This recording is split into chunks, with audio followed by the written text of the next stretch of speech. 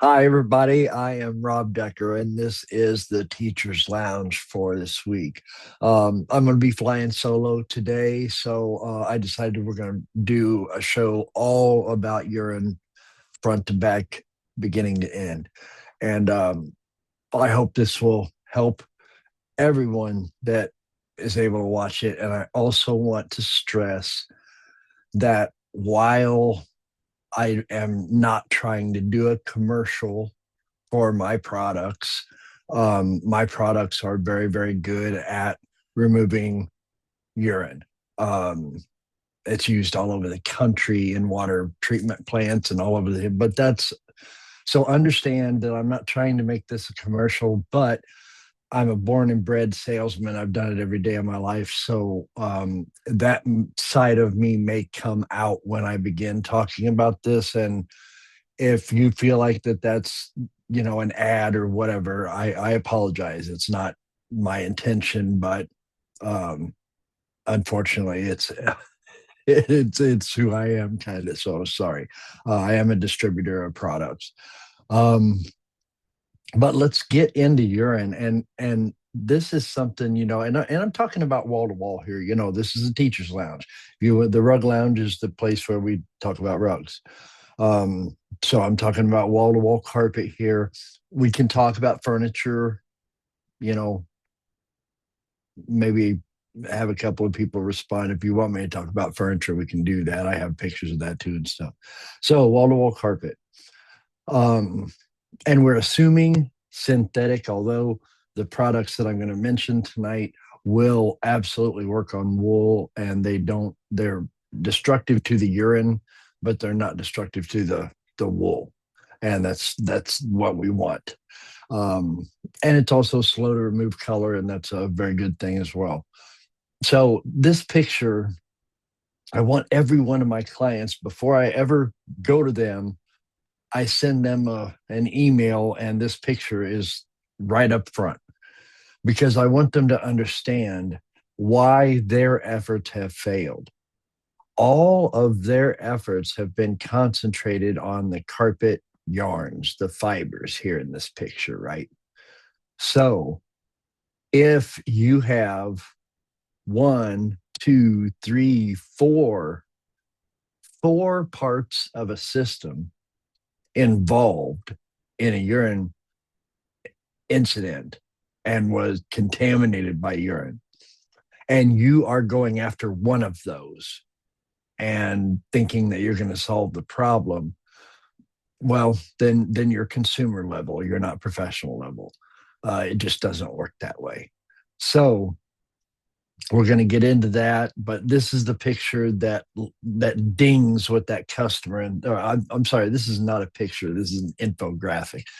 This is the infographic that the customer sees, and they are like, okay, wow, now I understand why I haven't done, it's all the way down there, right? And I'm not good enough to get. So but I'm gonna we can train a customer how to do this themselves if it's a spot treatment thing, two or three spots here and there or something.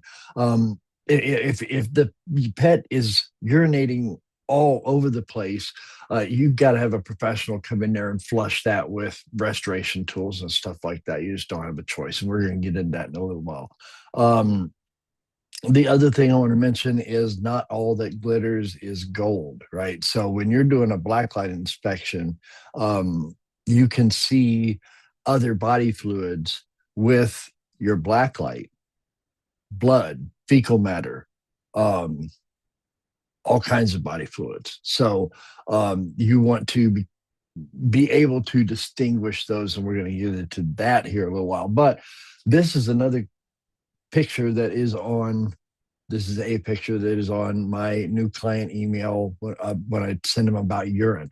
And this is of course, a picture of the backing of a piece of carpet that's has been contaminated with urine, just widespread and all over the place. Some areas are, definitely more than once, if you can tell, and stuff like that. So, um, and once you see this, and you see that this is only the second part of what could be involved. We've got cushion involved as well, and then we have the subfloor. Whether it's concrete, concrete can absorb urine. It doesn't do it readily, but it will. So, you know, we have to not only get rid of it, but sometimes we have to coat things after it's fully dry, and before it's put back together, we come in and coat things, right? And there's several ways to do this. I'm going to kind of get into what things I offer my clients, and it's because we have a repair background and all that, so we can remove carpet and put it back down and all the everything. So we do it all. Um, and let's see, what is the next picture? Yeah. So this is a close up of what urine crystals look like, right? And it is very much like this. These are long shards that what I see under the microscope, I tell my clients it's like the old child's game pickup sticks. They're just shards of crystals stacked up on one another. That's what I see when I see urine under a microscope. So that's it's important to know that there is a physical presence of something, residues of urine in places that they've only moisturized. They've never flushed it out. And that's the problem. And that's what we're going to get into here. Now, this is, of course, a wood subfloor. So we're talking second floor. And this is where, if you're lucky, if your animal is urinating, you're lucky if they do something like this where it's all on one side, so you just it's easy to take care of instead of peppered throughout the room. But it does go down in there and settle. And so for the tack strip here, if you can see that this, well, there we go. That looks like pretty decent tack strip. You can see the red ink on it that has the arrows pointing toward the wall and all of that. So, this stuff may have gotten glanced or, barely, but it's really not involved. Usually we will go ahead and treat it. But this tack strip back here, we can still see some of the red, but boy, look there. And that's not the greatest picture. I apologize, but you see what I'm talking about. That gets involved. So when that's involved, you have to involve that in your remediation process if you're going to guarantee your work and get this done. So baseboard sometimes has to be replaced. Sometimes you even have to cut up 2 foot and bring a painter in to put more drywall in and stuff. I mean, there are a lot of very bad situations out there, and I've been in charge of a lot of them. So it's something that you need to be familiar with repair techniques, install techniques, and if you don't, it's okay. Find someone who could be a strategic partner with you, so that when some of their customers have urine problems, they can say, hey, you know what? I have a guy. You want to call him and get him over here who'll do a free inspection and figure out what's going on. And then you can refer him and say, tack strip and, all that is just kind of beyond me. So I'm going to, I've got a guy that does this.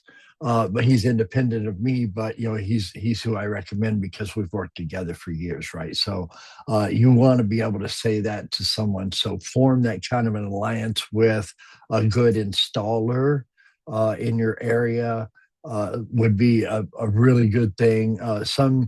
Just search carpet repair in your area, and someone should be able to. And if they say they do carpet repair, this should be part of it, is replacement of tack strip and stuff like that. Now, of course, the wall board, that usually is not a flooring guy, right? That's a wall guy. That's a paint guy, paint and drywall. So you also want to have one of those guys in your back pocket. If you guys don't do that, you want to be able to have people that you have already vetted, that your customer just knows, hey, they're going to come in and they're going to act like you, because that's important. Everyone down the line needs to treat your customer like you're treating your customer. So don't go into those partnerships blindly, but find people who you would have in your home and recommend them for services that are related to what we do, but are not particularly what you do if you don't. Um, so there's that. So we know where the urine goes, which is all the way down. And see, this is a piece of tack strip that again has just been urinated onto the point that where the red ink is long gone, and you can see around the pins that have started to rust and oxidize because of the presence of water. You see this dark area around the pins, and that's where you're starting to get rot in the wood. And so all of this is all included, and you have to, uh, especially if you have male dogs that hike their leg on the corner and stuff like that, you need to know how to do the how to get that taken care of, the tax strip and all of that. It's very, very important. And even if you don't have to replace it, like that stuff that was just right here, you don't absolutely have to replace that. That is still there, holding to the floor and doing its job. So don't replace it. Coat it. And as far as coating goes, in my experience, I'm one of these old time guys, but I want an oil barrier, because I know that physically a water based problem such as urine cannot cross an oil barrier and come up and affect the indoor environment anymore. That is sealed in to that wood. And the only reason you would do that is that the wood is okay. It's holding and doing its job. This is an expensive enough process without replacing all the tack strip and stuff like that. Sometimes you have to, and sometimes people want you to. And that's a whole nother, that's a different conversation. But be ready to have the tack strip involved in some way, especially if you can see that there are males. And we'll talk about real quick how we can tell a male from a female is usually pretty easy. Okay, think about how a female dog urinates. They squat and it comes out like squirting out of a squirt bottle, right? With high pressure. So sometimes all you see on a polyester carpet is going to be a very small little spot, but you start probing with the moisture meter around there, and you're going to find out that that's a big urine spot, and it was just, but all you see is the top, because it goes straight past polyester and goes down to the backing and in the cushion where it can have some absorbency, right? So and that's what we're doing here. So this is a 23.5% moisture content in building materials that should only have between 5 and, on the high side, 10% moisture content. So this is an important part of you separating yourself from the guy down the road who says he is a urine expert, but what he does is clean it and spray tutti frutti, and it smells great whenever they sign the check. But 3 days later, they're back in the same shape, and sometimes it's worse for a while because you have added water to dried urine. Which let's go there for a minute.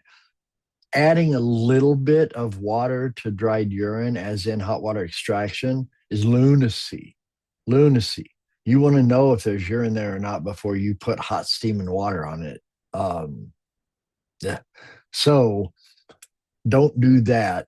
Go and be a professional. Do a professional inspection with a moisture meter that gives you a number.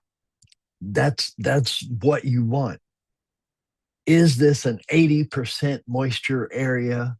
where, oh my God, there's contamination here you wouldn't believe, and it's an over and over and over and over, they keep going to the same spot kind of thing?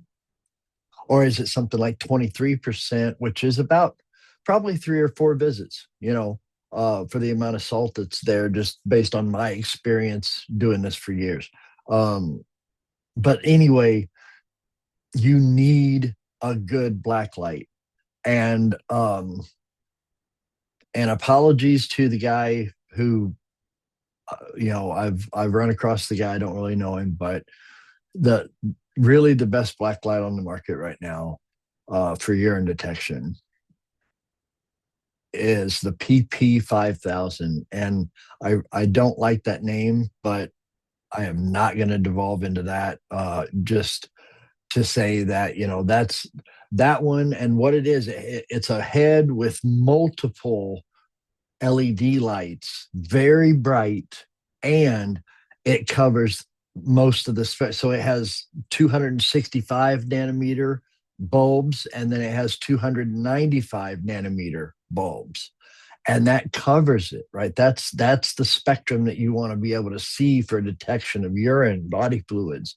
So that is just amazing, right? And so that's the one you want. Now there is an $80 one on Amazon that you can get that's called the Beast UV light.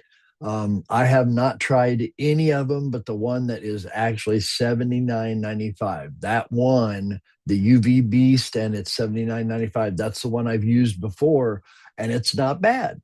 Now you have to have kind of a dark environment. You can't go in there in the sunlight, but the 5,000, I'm going to call it the 5,000, you can almost go into daylight and you'll still see, like, it's impressive. It really is. So great job on that. I love the light. Don't love the name, but again, we're not going to devolve into that.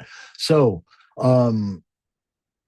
we know where it goes. We need to use scientific equipment, right, to find this. We need to be able to explain to our client what is here, how we can tell what's here and how much, and then what the process we're going to have to use to remove this. And so, and now is a good time as any, get into the conversation about your animal. First and foremost, you need to know before you do any kind of urine treatment if the animal is still in the home. You need to know if they have sectioned this area off where the animal does not have access. Um, all kinds of you need information like that, because they're not really a candidate for full flush and soak if they are if the pet is still in the house and still having the problem.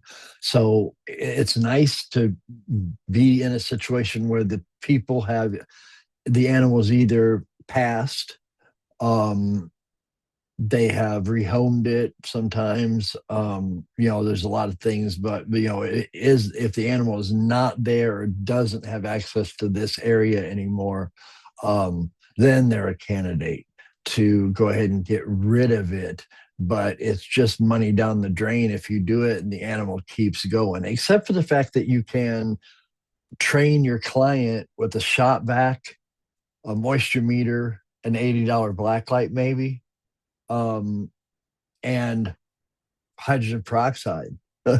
You can train your customer how to get rid of this themselves and keep up on it. But I mean, have to be an every Saturday endeavor. You can't let it go for 3 months and then say, okay, I'm going to do it today. You're done. It's, if your pet's urinating, it's too far gone in 90 days. You've got to get to it weekly. You know what I mean? And people ask me all the time, my friends, that don't do this. They say, "Are you kidding? People really they let their cat pee on their carpet, on their rugs." I'm like, look, you've got to understand, love trumps all, and don't ever forget that love trumps all. And so it is the way that they feel. They have had maybe at times a lifetime bond with this animal, And it has started behavior that, while it's not pleasant and it's not easy to get rid of, and it's, you know, it's coming from the animal that they love.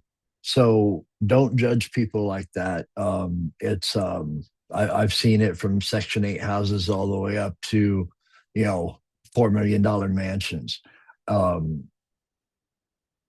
it just is something that people have to deal with sometimes. And it can be a pretty sad thing, you know what I mean? Sometimes it's at the end of the pet's life, and that's a hard time for people.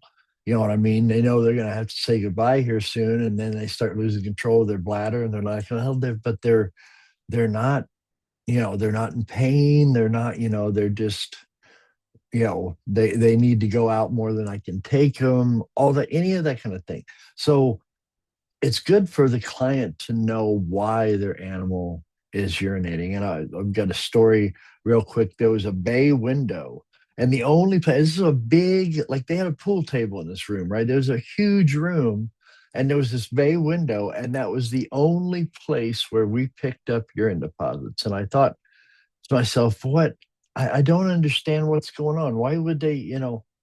And the day that I went to go and remove the cushion and all of that and do the treatment, um, we walked in, and there was another cat outside looking through the windows like this. And the cat that was in the house was standing there looking at it and hissing and all of this. And she went and urinated on the carpet right in front of us, and it helped me to understand, realize that this was a behavior of protection. You know what I mean? This far and no further.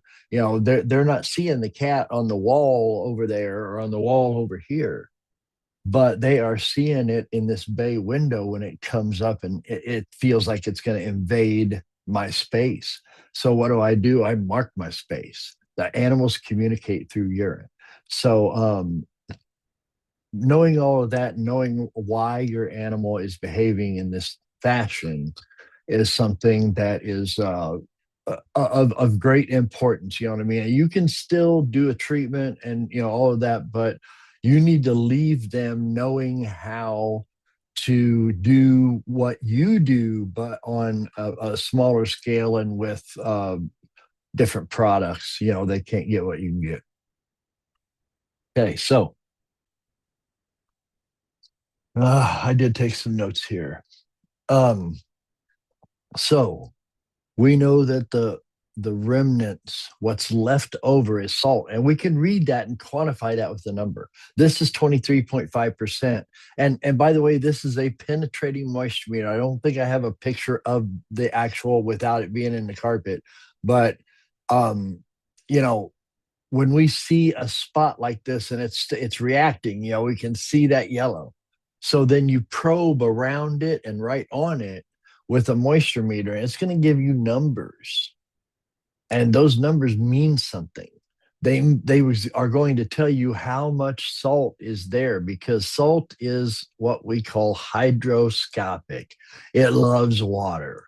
Okay, so what it does is, if there is salt present in a room, it is going to attract more moisture that's in the room to itself than what the carpet next to it will, because that doesn't have salt in it, right? So salt draws that. I mean, it just craves water, so it pulls it out of the air when there's moisture in the air, and it moistens and then off gases that. And that's how we explain to people how some days it doesn't smell like anything. You know, those are the days that have a low humidity. But if it's a nice day, but you open up the windows and there's a little humid outside, it comes in, and all of a sudden, wow, it just is knock you down kind of an odor. And that's when they call, you know what I mean?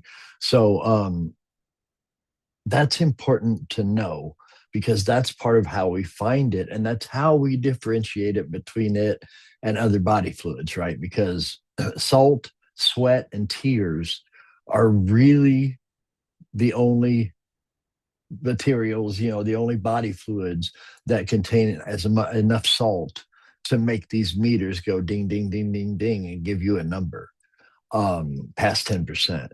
So you want to be able to say, ooh, this is a major area when it pegs your meter at 99.9 and 80% and 75%. You're like, yeah, this is a really saturated area.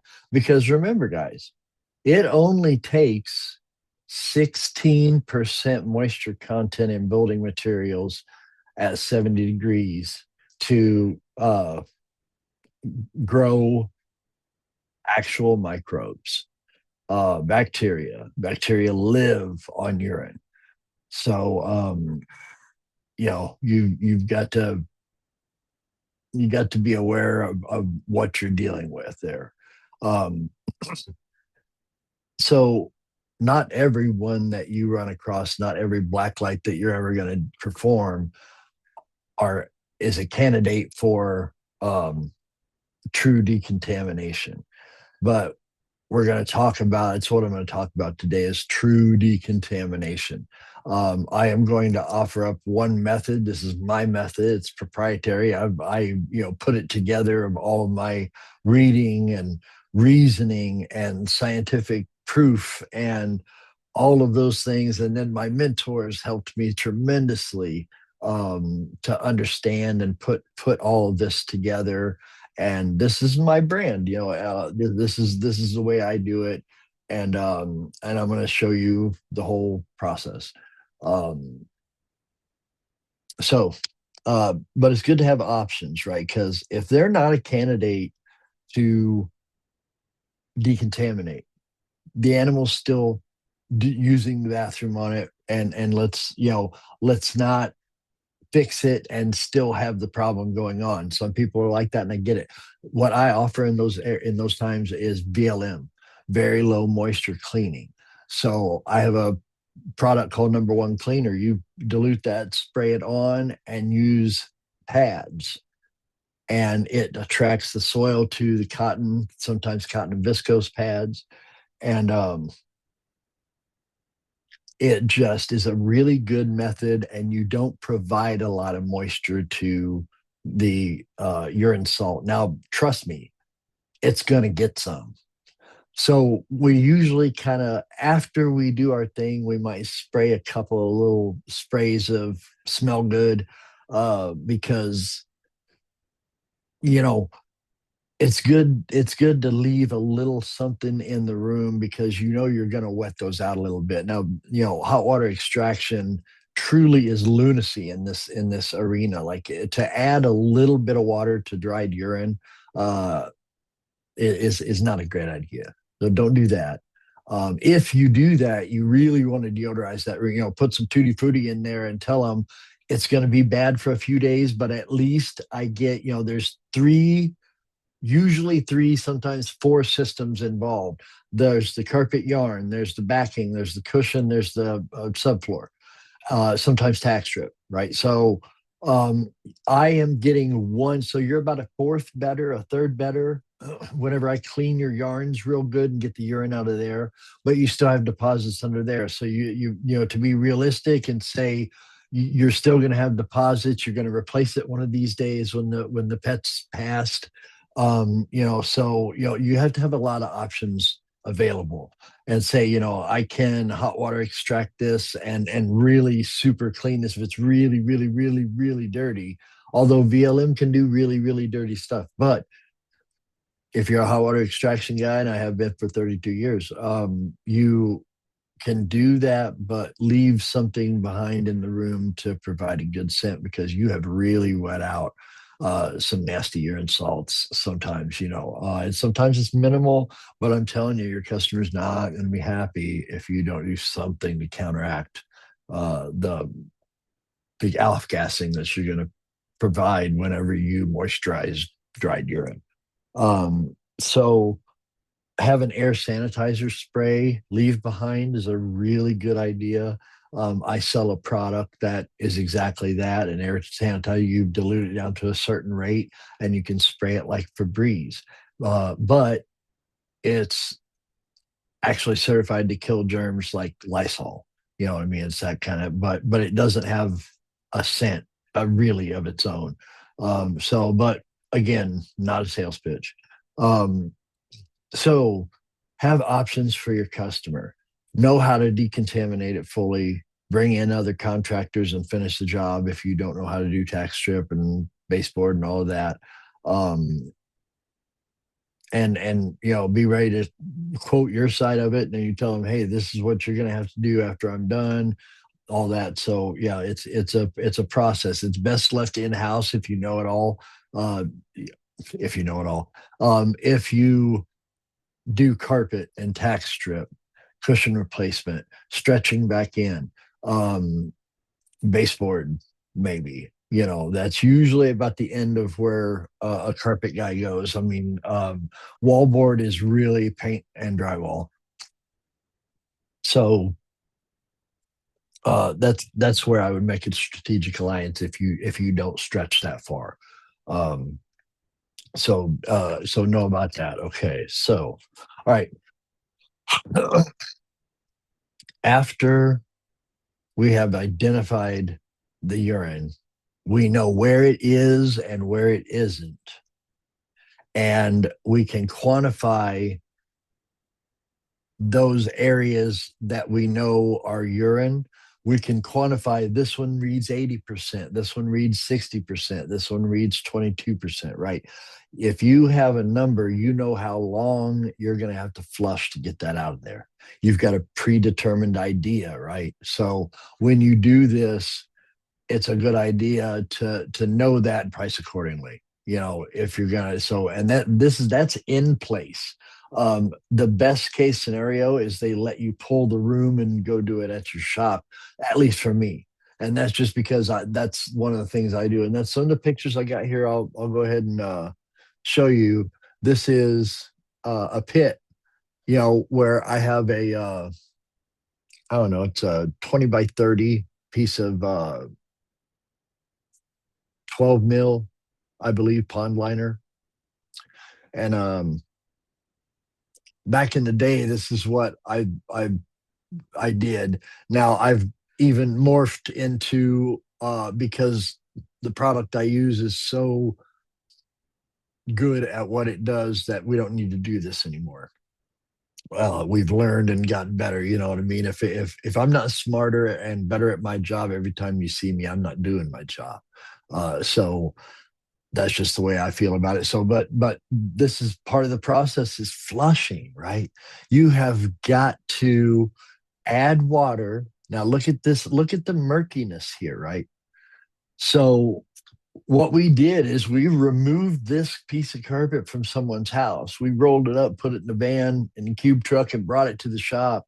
We threw away all the cushion that was in that room. And then at that time, typically, we are going to coat any areas we see that were like that spot on the subfloor, that have soaked in any bad areas of the tack strip. Sometimes it needs to be replaced if it's a really bad job. So it'll dry rot when it's been wet, dry over and over. So you get to know that. But the number one principle, once you get to the point where you know where it is and it isn't, and you are going to start the job, the first thing you do is flush the toilet in whatever way it is. But you have to be the professional and get down underneath. You can't just, this is a restoration effort. This is not a carpet cleaning effort. So, and priced accordingly again. So I would rather remove it and bring it to the shop and do what I do there. That's just the way I feel about it, because we can do that. And with that, I 100% guarantee all odor removal. Because now, an important thing to note when I say that, always talk to your client about, we are talking about human detection, right? Because your dog, your cat, not only can they still see the spot, but like what takes us black light to see, they see normally. And they can also smell it from outside the house still, probably, after you do a good effort, even something like chlorine dioxide. if you use that, I mean, it eats so much of it away. It was, I mean, I've got numbers, but even still, you probably won't ever pass the sniff test with a dog or a cat because they have scent glands beyond anything that we have ever known as a human race. So you're never going to pass their nose, but they will also be able to detect that it has been severely diminished. And sometimes they act accordingly. Now, sometimes they say, oh, well, I had this right where I wanted it. You guys did all this. I got to, I got to start all over, and I've seen that happen too. I've done rooms multiple times. So just um, know that the first thing you have to do is flush however you're going to flush. And if it's bringing it back to the shop, we can put it in a pond and let it sit and soak out. That's a great idea. As long as you're not moving that pond off and on, you're not rolling that carpet off and on, right? You've got it there. It's going to stay there. You can park the vans outside. It's summertime and you have time for this to sit and soak out, and then you remove that water and then you add your treatment, let it sit for its dwell time, you remove it, and then you put more water on it, and the whole time it's sitting there just getting a wetback done, right? And while it probably will break down a little bit of the latex, the process will.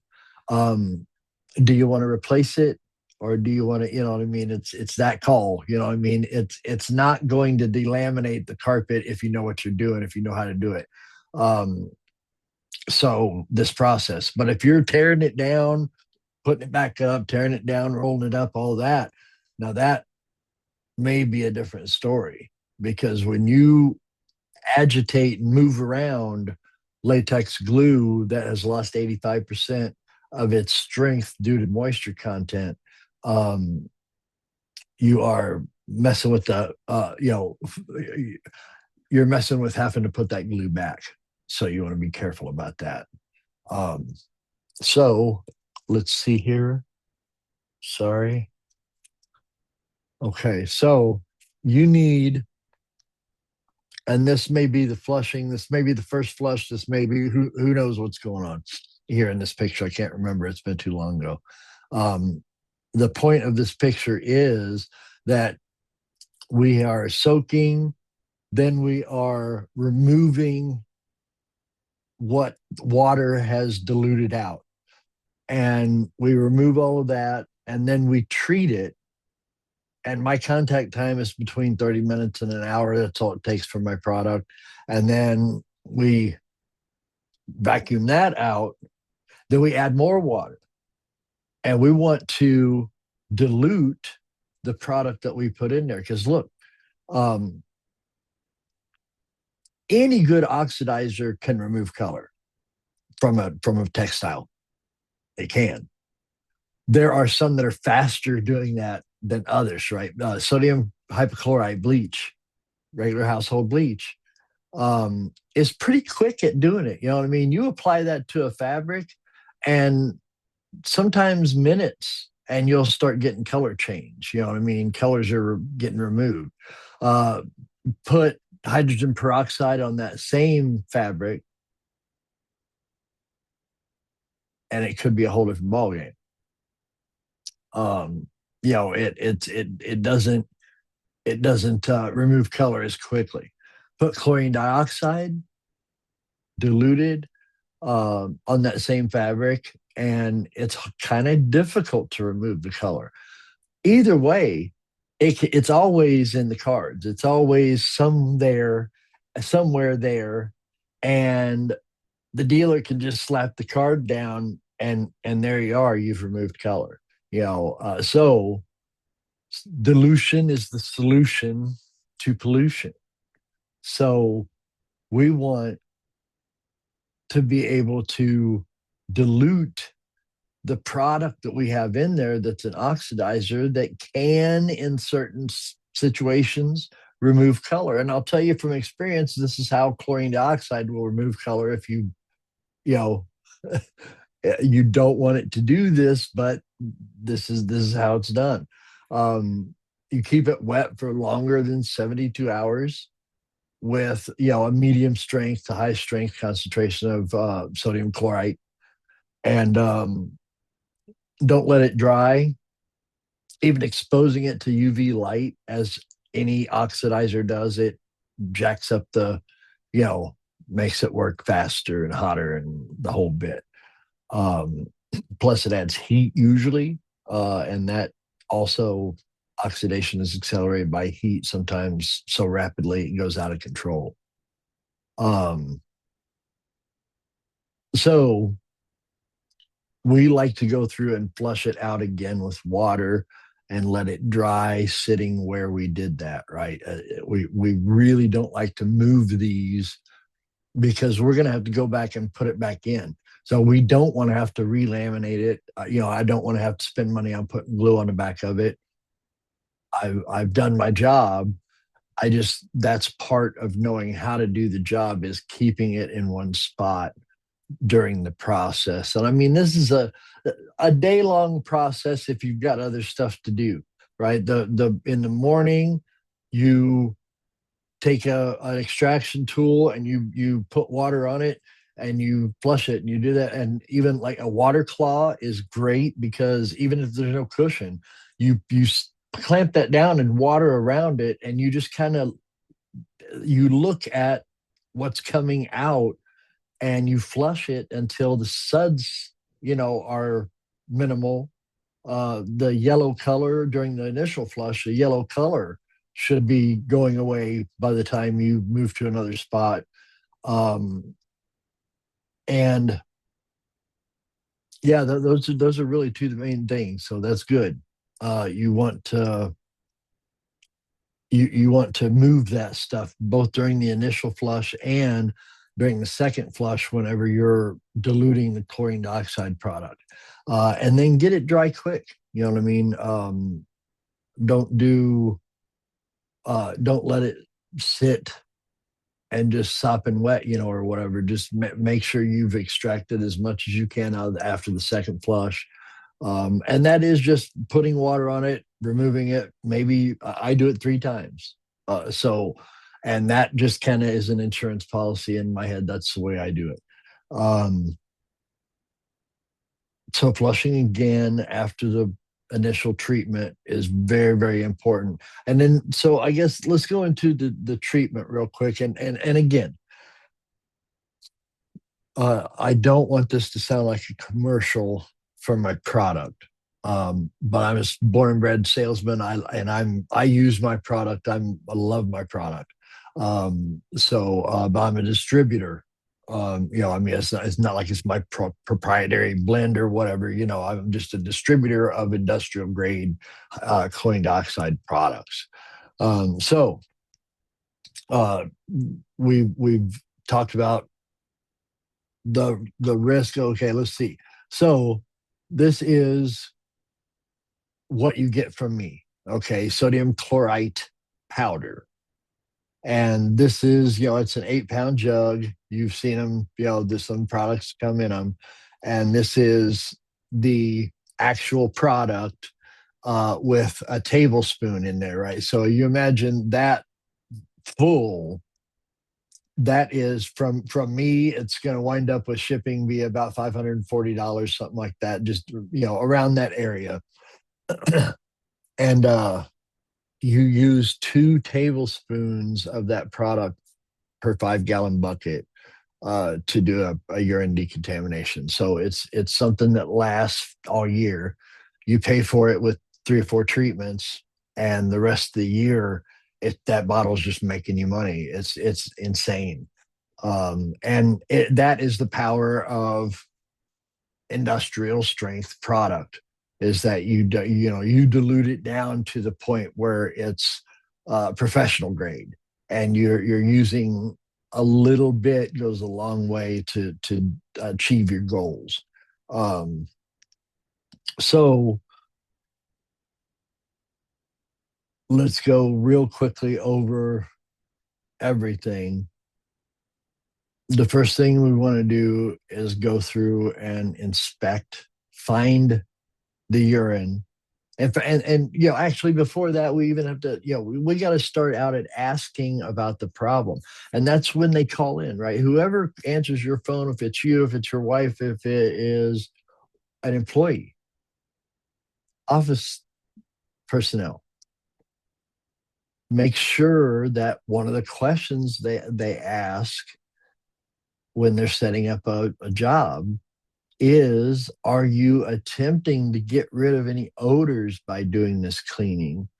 Or is the way it looks your only concern? Now, the answer to that question tells you volumes. So you have to ask it.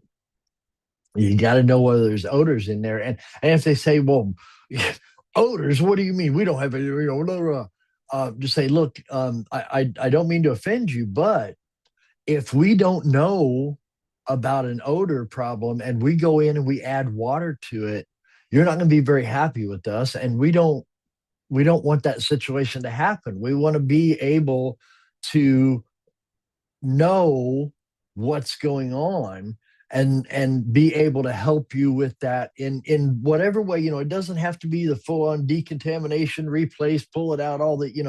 It doesn't have to be that if that's not where you're at. So we have solutions tailored from teaching a client how to do it themselves, which we're going to get into in a minute. Let me write that down real quick. Okay. Sorry. I want to remember that or I'll forget it. Okay. Um, Now I forget where I was.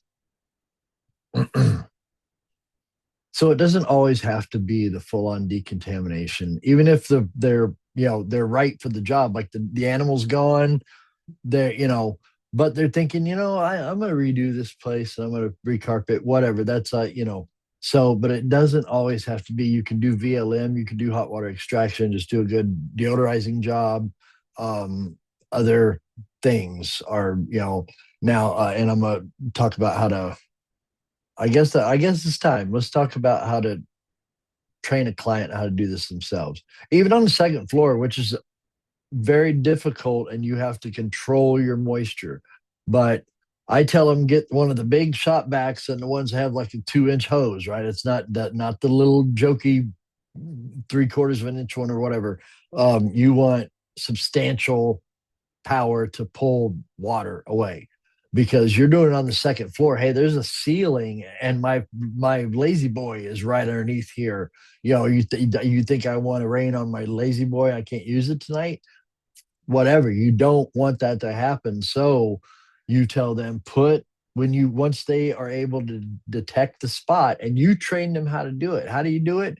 You do it with a black light and then a moisture meter, a penetrating moisture meter, so that you can read if there's salt there, because the black light can show all kinds of stuff, right? It can show optical brighteners, some spotters, some detergents, just a whole host of things, plus all the body fluids from humans and animals. So you need to be able to distinguish the ones that you don't have to worry about from the ones that, hey, this is where the problem is because there's salt there, right?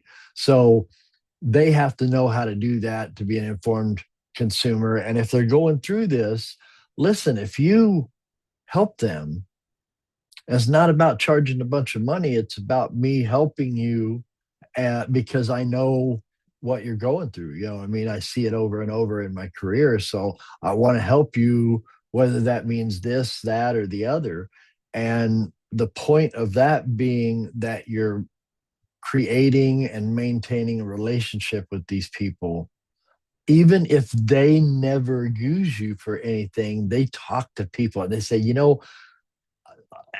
he trained me how to do everything, and I'm so thankful because I can now keep up with things. You know what I mean? And they do it scientifically with instruments and knowing what's going on. No guessing. Look, you can guess all day long, but here's the problem with guessing: you smell an odor in the hallway and you go in and clean one of the rooms.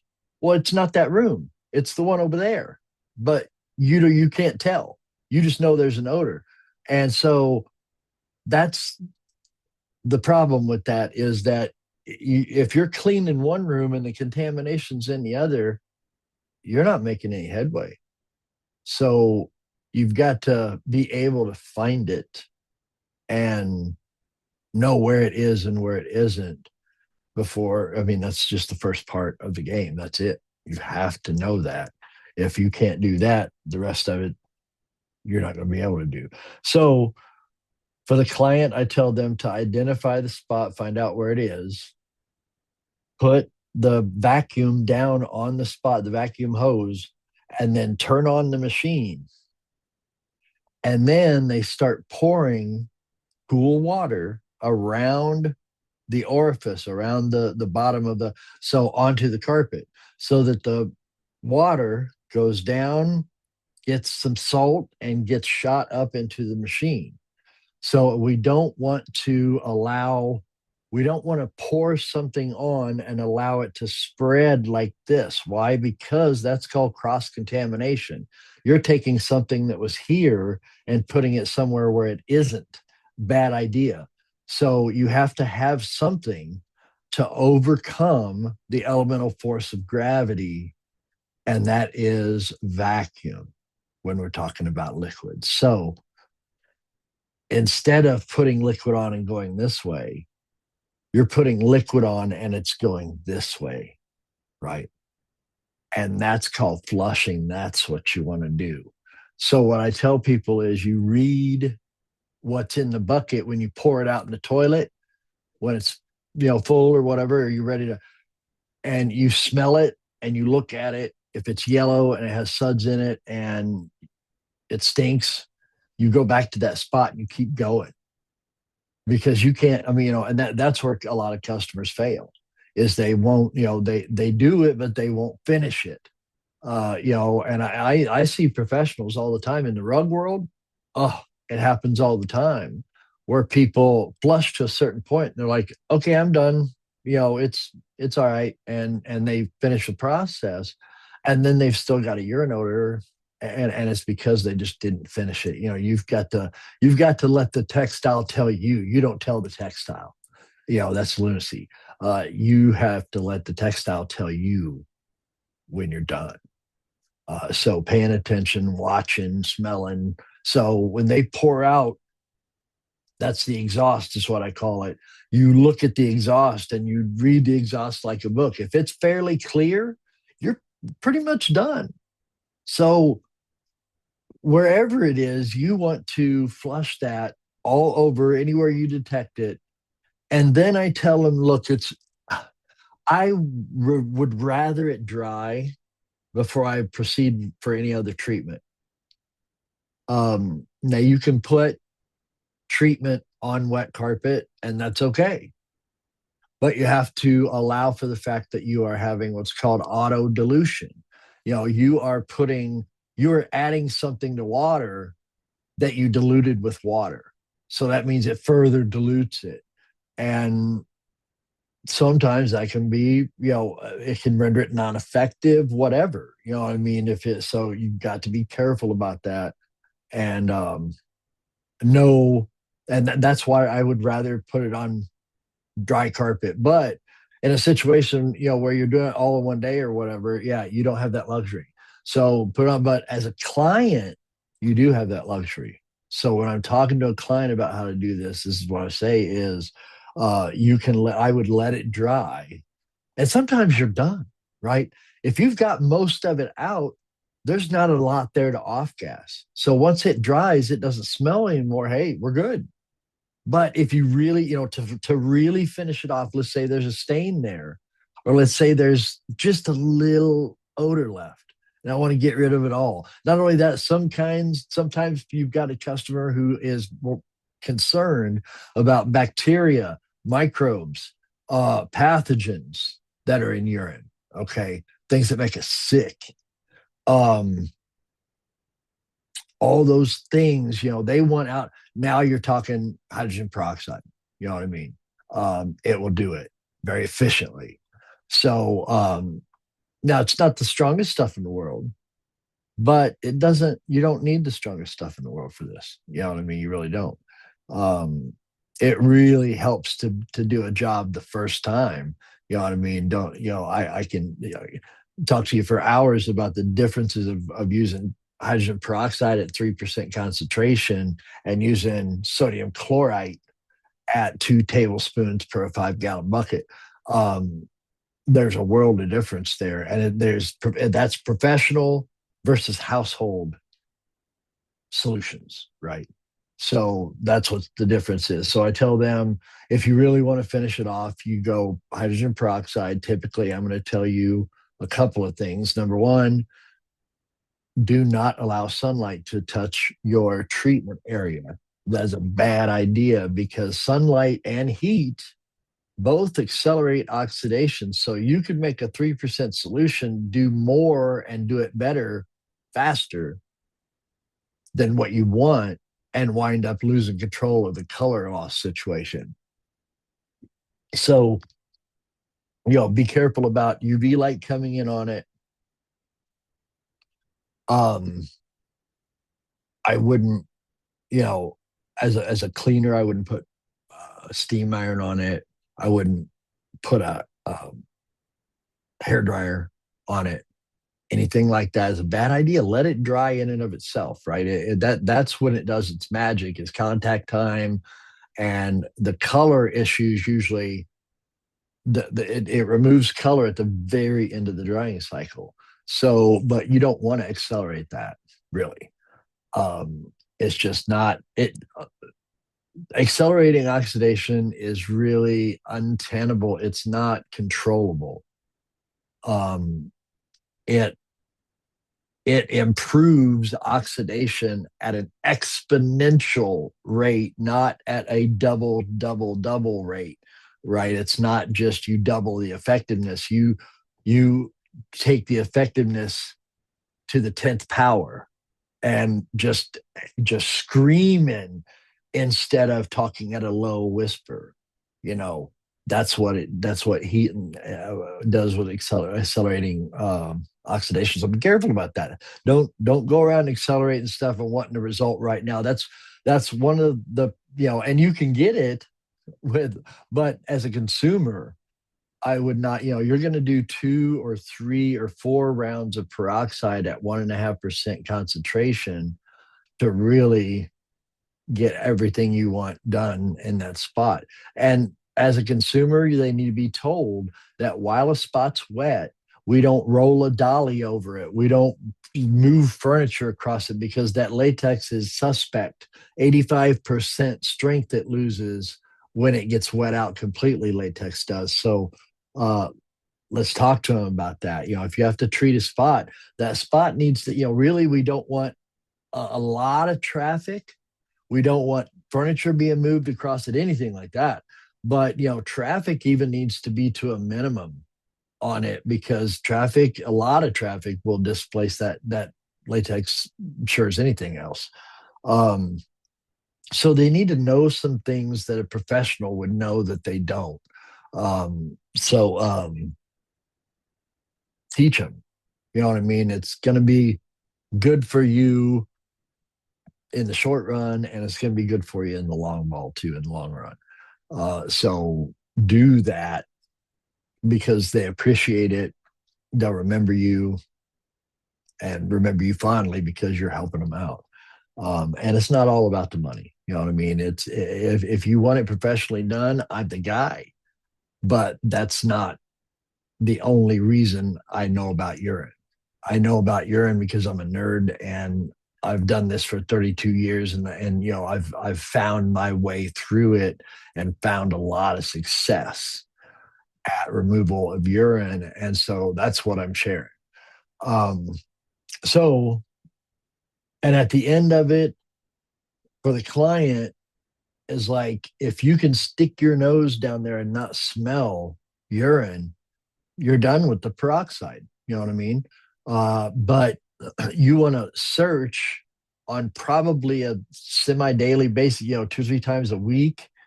You want to search and do if you've got an animal that's behaving badly like this, You want to tell them that, don't wait 3 months and start looking, because, and tell them also that the spots that they treat with peroxide and water and flushing and all that, they are not going to just disappear. They're going to fade a little bit and be a little less noticeable, but they are never going to actually completely go away typically. I mean, it can be done, but the way that you get rid of the reflectivity of a urine spot is to catch it while it's wet and get it off of the yarns, because then it loses that phosphorescent dye never strikes to the fiber. But once it does, which is as it dries, you can always detect that. So blacklight reaction doesn't go away just because you treated it. Okay. It will always remain in some form, but brand new urine is going to shine much, and untreated urine is going to shine much brighter. Why? Because none of the dye has been removed. Okay, so when we're talking about hydrogen peroxide, when we're talking about chlorine dioxide, when we're talking about other types of treatments, sodium perborate, sodium percarbonate, those kind of treatments for urine on wall to wall, when we're talking about that, it's going to take away some of the dye, yes, but not enough, because that stuff, that phosphorescent dye, hangs on. Why? Because it's dye. By nature, by definition, dye is meant to stay somewhere, right? And do what it does, provide reflectivity at a certain wavelength for us to interpret as color. So, and different shades of different color, all of that. That's what it's all about, is light bouncing off of stuff. So, um, know that, make sure that they know that when they search, they may get frustrated, because but you got to know that when you treat something, it'll fade a little, and then, but if they go right back to the same spot, it'll glow really hot when you're doing the black light. And then when you put the moisture meter down, new salt will be there, so you can read it. And there's like, oh, there's a number here again. Okay, I got to go back to the drawing board and start flushing this out again. You know what I mean? So that's what I train my customers to do. I hope it helps you in some way. Um, but that's what does it for me. So I'm gonna go ahead and be done with the show. Let me get rid of this. Okay. Um, I'm gonna go ahead and end and say thank you for your attention. If you need anything as far as learning about how to remove urine with the tools that you have, with the knowledge that you have, please do get a hold of me. It's just one of the things that I do in my life, is I um, help people be able to say, I can get rid of that for you if you'd like, because it's nice to be able to say that. And it's not, I mean, I really don't like to discuss figures a lot, but there's a lot of work involved here. So, but it's if you know how to do it, you can make a profit on it. And in a business, that's what it's all about. So, if you need help learning how to detect, learning how to remove urine, um, get a hold of me. I mean, I'm all over the place. So I'm on every Facebook group that there is on carpet cleaning and restoration, whatever. So let me know. I'm happy to assist you. And just like Tom, you know what I mean? Tom will take a phone call and be on the phone for 2 hours with someone who has a question, so that they understand, so that they really get it. Because once you really get it, then you can build upon that in your career and your knowledge. And then you begin to give back. Old guys like me, you know what I mean? I had mentors that are long gone. And the only way I can pay them back is just to teach, to help other people with the knowledge that they gave me. Sometimes I paid for a class, and sometimes it was just having a phone call or a conversation and learning something. And, and that was freely given. And sometimes you paid for it. It's the way it goes. They got to make a living. So, anyhow, if you have any questions, I'm here. Let me know. And we will be back next week in one form or another for the Teachers Lounge. I appreciate you watching. And again, forgive me if I was kind of one sided on urine removal, but once I found the products that I found and became a I loved them. What is it, the My Pillow guy, he said I liked it so much I bought the company or whatever. It's kind of like that, you know what I mean. I had I guess real quick I'll tell you the story. I was buying my industrial strength chlorine dioxide from a distributor, and she told me when I placed an order one day, she told me, "Hey, this is going to have to be my last order from you because I'm giving up the business. My mom is sick and needs attention." And it took me a few days, but I called her because it's shock. I was like, I don't, where am I going to get this? You know what I mean? I don't know how to, and so I don't know any other distributors. So I kind of fretted about it a couple of days, and I thought, well, wait a minute, why don't I just buy the business? I called her and talked to her, and made her an offer and bought it. And so a distribution business got um, got bought by me, and that's how I came to be able. And then from the beginning, I mean, I've been in this stuff 15 years, so in the beginning we had a master instructor named Jim Taylor. He was again one of the long lost mentors that I can't ask him any more questions, but the knowledge that he did disseminate to me was invaluable. And so I intend to give that back at every opportunity. So anyway, everybody have a good week and a profitable tomorrow. Um, and thanks for watching. I appreciate this. Paul Lucas started this show, and that's why I'm not going to let it die. Make sure that this continues, because if I am Paul Lucas told me many, many times the show must go on. And he meant what he said. And so I'm taking those words to heart and keeping this going. And he also said, I don't care if we've got 3 people that watch this. If we help somebody, it was every minute was worth it. And it's exactly the way I feel too. So um, if I've helped in any way, I'm going to keep these 2 shows alive. There's the Rug Lounge, and you can search on Facebook groups and find the Rug Lounge, and that's where we hang out these days. And then this is the Teachers Lounge, which is through the Carpet Professors page. So, or sponsored by the Carpet Professors page, whatever. We're affiliated with them. And but have a good week and all. If you need me, I'm here, and I appreciate your attention. We'll talk to you later.